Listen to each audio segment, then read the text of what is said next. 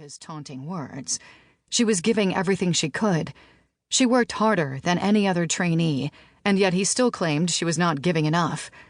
Her footwork was flawless, her punches clean, and her kicks high, at least for someone so short.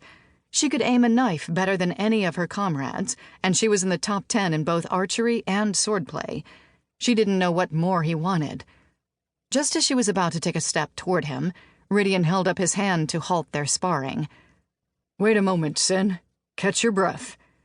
Breathing heavily, Sin looked at her war master as if he'd suddenly grown a third eyeball. If she wasn't entirely mistaken, she thought she actually heard something like sympathy in his voice.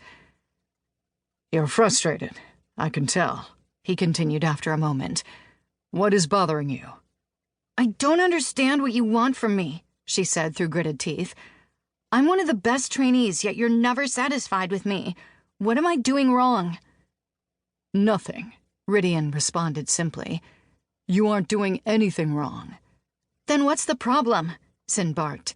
"The fact that you aren't doing anything wrong. That's the problem." I still don't understand," the younger Fae responded, a confused look on her face. "The problem does not lie in your technical performance, in your training effort, or in your discipline. In fact, I probably haven't seen a recruit in a century work as hard as you at perfection, Sin. But I don't need perfection from you. I never had.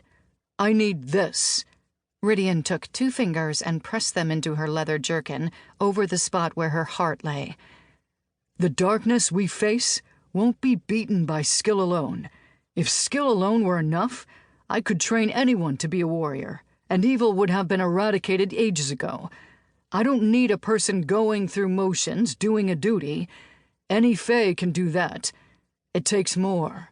Your stubbornness, your rigidness, makes you a good recruit, sure. But does it make you a warrior? I need someone with a passion to help others, a ferocity that only comes from a hatred of injustice. Those things come from in here." He gave a final press to her chest and took a step back. "Take the rest of the day to think about that. We start again in the morning." He left her standing there, confused and frustrated. Sin understood duty. She understood commitment. But what did passion have to do with fighting? Passion doesn't parry a sword strike. The heart doesn't pull a bowstring. Hands and arms are what need to be trained. "Why do you look as though Ridian just tossed your favorite blades into the lake?" Parizada's voice pulled her from her thoughts. She turned to look up at the High Fae, the woman who'd become a mentor to her while she'd been at the academy. Sin opened her mouth to respond, but realized she didn't know what to say.